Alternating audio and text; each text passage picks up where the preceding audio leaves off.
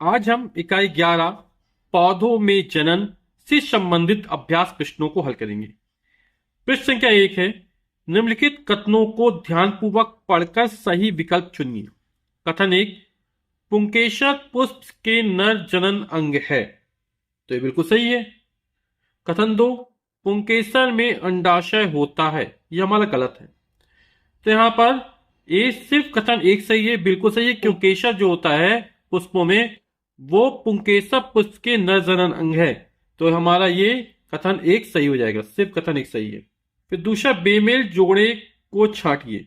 तो पुंकेसर वर्तिका ये बेमेल है, स्त्रीकेसर अंडाशय ये सही है, पुंकेसर परागण ये भी सही है, स्त्रीकेसर वर्तिका ये भी सही है, तो ये हमारा पहला वाला बेमेल हो जाएगा, पुंकेसर वर्तिका।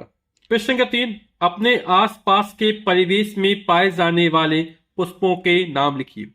तो मैंने ये लिख दिया, आप लोग और भी कुछ लिख सकते हैं, जैसे गुलाब, गेंदा, कनेर, चंपा, चमेली, गुड़हल, कमल, सूर्यमुखी, रात रानी, पलाश।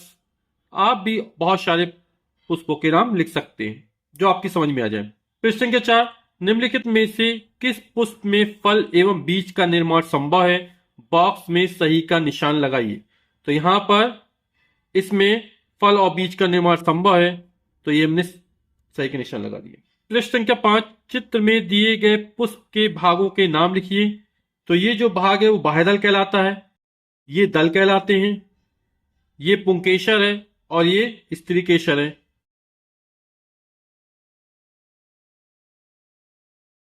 प्रश्न संख्या 6, अपने परिवेश में बीजों द्वारा उगाए जाने वाले पौधों के नामों की सूची बनाइए। तो मैंने लिखा है धान, गेहूं, चना, सरसों, लौकी, कद्दू, खीरा, मक्का, बाजरा, मटर, सेम, खीरा, बैगन, मिर्च, टमाटर, और बहुत कुछ लिख सकते हैं, आप अपनी इच्छा के अनुसार लिख सकते हैं।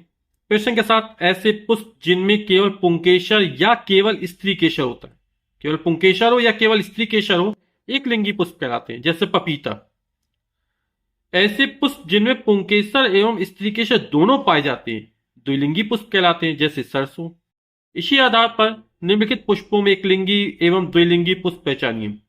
तो जो कद्दू हमारा है एक लिंगी है, गुड़हल द्विलिंगी पुष्प है, लौकी एक लिंगी पुष्प है, खीरा एक लिंगी पुष्प है, सेम द्विलिंगी पुष्प है और मटर भी द्विलिंगी पुष्प है। संख्या 8, निम्नलिखित सूची में फलदार पादपों या वृक्षों के नाम लिखिए तथा इनके फलों में पाए जाने वाले बीजों का अवलोकन कर उनकी संख्या लिखिए। तो फलदार पादप वृक्ष के नाम पपीता, और इसमें असंख्य बीज पाए जाते हैं, बहुत सारे बीज पाए जाते हैं।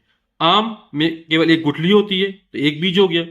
तरबूज में भी बहुत सारे बीज पाए जाते हैं, असंख्य तरबूज हुआ, चीमड़ी हुआ, असंख्य बीज पाए जाते हैं। बेर में एक बीज होता है केवल, जो गुठली होती है। सीताफल में बहुत सारे बीज असंख्य पाए जाते हैं, चेरी में एक होता है। सेब में एक से अधिक होते हैं, 5-6 होते हैं, तो एक से अधिक लिख दिया, जिनको हम आसानी से गिन सकते हैं। प्रश्न संख्या 9, सूची में दिए गए पेड़ पौधों को बीजों में प्रकीर्णन का माध्यम लिखिए। पादप का नाम, प्रकीर्णन का माध्यम, जैसे मदार या आक वायु के द्वारा प्रकीर्णन होता है। चिलबिल चिरौल में वायु के द्वारा होता है। पीपल में पक्षी के द्वारा, चिड़ियों के द्वारा होता है मुख्यतः। बरगद में भी चिड़ियों के द्वारा होता है, पक्षी के द्वारा होता है। नारियल में जल के द्वारा होता है और सहजन में वायु के द्वारा होता है। प्रश्न के साथ सोचिए और बताइए। गीता ने गुलाब और नीम की शाखाएं काटकर उन्हें भूमि में रोप दिया, इनमें किस पौधों की शाखा विकसित होगी और क्यों?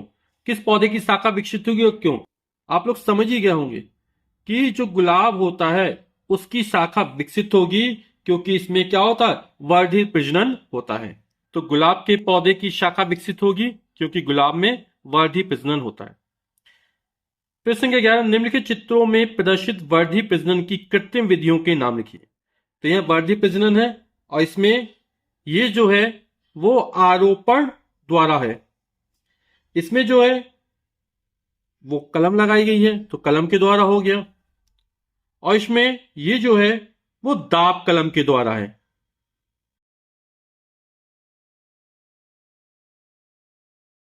प्रश्न के 12, निम्नलिखित में से कौन पौधे के किस भाग से उगता है लिखिए। तो यहां पे जो मटर है वो बीज द्वारा उगता है।